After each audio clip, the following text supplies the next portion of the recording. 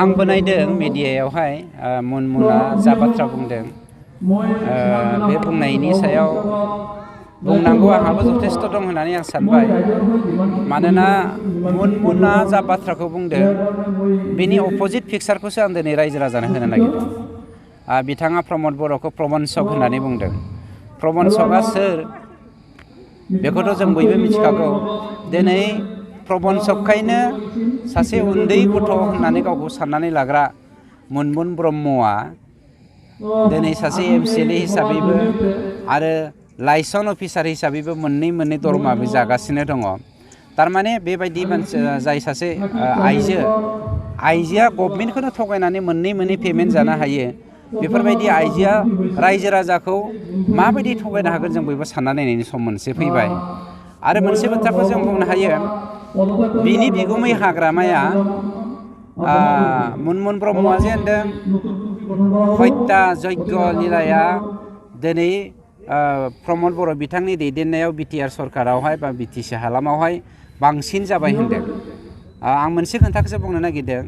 थांनाय 17 बोसोराव BPFनि दिनाव हाजार जोंनि सेंग्रा सिख्लाफोरखौ पुलिस मिलिटारि लगायनानै हाग्रामाया गावथारहोदोंमोन। थामहिनबा BPFनि समावहाय हाजार मानसिफोरा थैनि बानाखौ बोहैनो गोनां जादोंमोन। 2 नाम्बाराव जोङो मोनसे बाथ्राखौ बुंनो हायो, हाग्रामानि दिनाव ओरैबायदि मोनसे असान्ति सृष्टि जादोंमोन, जाय असान्तिनि थाखाय गासैबो जाति जनगोष्ठियानो BTRआव थानाय मोनफ्रोमबो हारि हारिसायानो दिनै सान्थि रायजो जानो हायाखैमोन। गिलुं जादोंमोन। 2008आव 2012आव 2014आव जेसेबां माने माहारियारि माने थैनि बाना बोहैलायनाय आरो गावजों गाव बिदा फंबायनि थैनि बाला बोहैलायनाय, बे दिनाथ' बांसिन माने मेक्सिमाम होनना बुङा जों 100% हाग्रामानि दिनावनो जादों। प्रमद बर' बिथांनि दैदेननायाव दाखालि सासे सिखावखौ आसाम पुलिसा जा इनकाउन्टारनि गेजेरजों सिथारदों, बे इनकाउन्टाराव दाय गैयै सासे सुबुङा इनकाउन्टाराव गोग्लैदों। बेनि थाखाय जोंबो दुखु फोरमायो। खिन्थु बे नङा जे बै समाव हाग्रामानि थोननाय बायदियै बा हाग्रामानि सरकारनि दिनाव मुसलमानजों बर'जों, मुसलमानजों आदिबासिजों, मुसलमानजों बा बर'जों सैलायै थैनि बाहा बोहैलायनाय बायदि जोंनि दिनाव मालाबाबो जायाखै आरो जों बेखौ मालाबाबो जानो होआ। मानोना हाग्रामाया जोंनि प्रमद बर' बिथांनि दैदेननाय जि सान्थिनि सोरखार, सान्थिनि हालाम, बेखौ असान्थि खालामहोनो थाखायनो बाथा बायदि खर' गैयै सासे सुबुंनि दैदेननायावबा बेखौ दैदेनहोनायनि गेजेरजों जोंनि गेजेरावहाय थैनि बाना बोहैहोनो नागिरदोंमोन। आरो दिनैबो बे बाथाखौनो बाहायनानै हाग्रामाया जौ जुवा दाइस बायदिसिना बियो एन्टि ससियेल एलिमेन्टफोरखौ जानो थांहोगासिनो दङ। गतिके बिनि थाखाय जोंनि बे हालामखौ असान्ति सृष्टि खालामनो नागिरग्रा मुनमुन ब्रह्म आरो बिनि बिगुमैया दायनिगिरिया जों बेखौ कन्डेम खालामो। 3 नाम्बाराव बिथाङा मोनसे बाथ्राखौ होनदों, दिनै प्रमद बर'आ साख्रि होनो हायाखै। आं मोनसे खोथाखौसो बुंगोन, थांनाय 2020 मायथाइनि सिगां 2019आवहाय बिथांनि सरकारा जेब्ला जोबनोसैमोन, गिनानै गावनि मानसिफोरखौ माने मोनसे स्टेन्डआव लाखिनायनि थांखिजों बियो उइदाउट इन्टारभिउ माने इन्टारभिउ फाथियालासिनो फ्राय 700निख्रुइ बांसिन 700 मा होनदों बेवहाय 750निख्रुइबो बांसिन मानसिफोरनो इलिगेलि थाखा घुस लानानै बिथांमोना साख्रि होदोंमोन। खिन्थु जोंनि सरकारा बै 750निख्रुइबो बांसिन इलिगेलि इन्टारभिउ होआलासिनो, नटिफिकेसन गैयालासिनो साख्रि होनाय बे मानसिफोरनि साख्रिखौ जोङो एसे मिटिङाव पास खालामनानै दानफिनबाय। दानफिननायजों लोगोसे BPFनि दिनाव दानानै होलांनाय जा CSB सेन्ट्रेल सिलेक्सन बर्ड, बेखौबो जोङो केन्सेल खालामनानै होयो। दानिया बाथ्राया फैदों 2020 मायथाइनि 26 आगस्तखालि निरेन चन्द्र राय होननाय सासे सेन्ट्रेल सिलेक्सन बर्डनि मेम्बारा गावसिनि सेन्ट्रेल सिलेक्सन बर्डखौ जोङो सिफायनानै होनायनि थाखाय बिथांमोना हाइकर्ट केस होयो। आरो बे हाइकर्ट केस होनायनि थाखाय जोङो नैबे थांनाय 2 बोसोरावहाय हाइकर्ट केसा सोलिबाय थानायखाय जोङो सेन्ट्रेल सिलेक्सन बर्डनि गेजेरजों जोङो दिनैसिम 3rd ग्रेड आरो 4th ग्रेडनि साख्रिखौ जोङो इन्टारभिउ फाथिनानै होनो हायाखै। हायो हाग्रामा बायदि 2 नाम्बारि गोसोनिबा मुनमुननि बा बिनि बिगुमै हाग्रामानि बायदि जों 2 नाम्बारि गोसोब्ला दाबो जों रोजा रोजा मानसिनो मास्टार रल साख्रिखौ होनो हायो। खिन्थु जों मास्टार रल साख्रिखौ होनानै जोंनि बे देरफुनाय लेखा गोनां सेंग्रा सिख्लाफोरनि जिउखौ बरबाद खालामनो नागिराखै।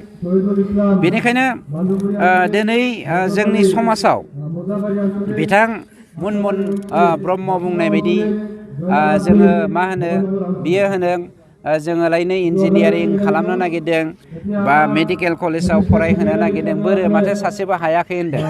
जोङो बुंदों जोंनि सरकारनि दिनाव टप 50 बेस्ट अफ द बेस्ट स्टुडेन्टफोरखौ जोङो इन्टारभिउ खालामनानै सिलेक्सन खालामनानै बिथांमोनखौ जोङो सुपार 50 IAS नि थाखाय जोङो फ्रि कचिं होगासिनो दङ।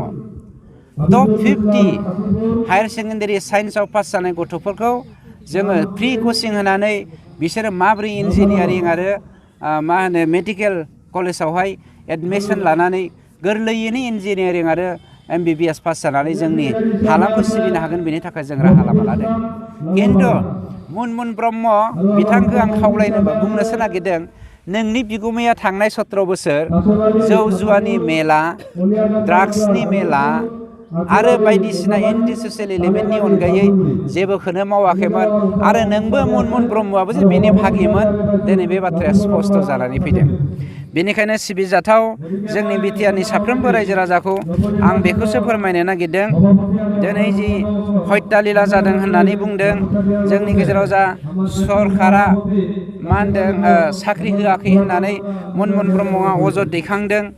बेनिफ्राय जोंनि जा लेखा गोरों सेंग्रा सिख्लाफोरखौ मा होनो इन्जिनियारिं फरायनायनि थाखाय बा मेडिकेल साइन्स फरायनायनि थाखाय बा IAS जानानै जोंनि हालामखौ दैदेननायनि थाखाय जोङो जा सुबिदा खालामनो नागिरदों बेनि हेंथायै जोंनि समाजखौ गाज्रियै माने दैदेनलांनायनि जा बिथाङा थुलुंगानायजों समाजखौ बोखेनानै लांनो नागिरदों बेखौ आं कन्डेम खालामो आरो कन्डेम खालामनायजों लोगोसे भबिष्यताव नोङो सासे सिबियारि समाज सिबियारि जानो लुबैदोंब्ला मोजां रावजों मोजां मिजिंजों समाजखौ थुलुंगा आं बेखौसो खावलायदों।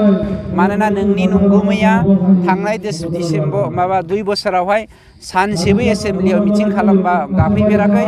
एसेम्ब्लियाव गायैनि थांखियानो जादों नोंनि बिगुमैया जे सान्थिखौ हजम खालामनो हायाखै, नोंनि बिगुमैया जे जौगानायखौ हजम खालामनो हायाखै, नोंनि बिगुमैया जे जौ जुवा ड्राग्स मेला बायदिसिनाखौ फोजोबनायखौ हजम खालामनो हायाखै बिनि जानानै नोङो एडभकेसि खालामनाया जोंनि थाखाय लासिंसिं बाथ्रा।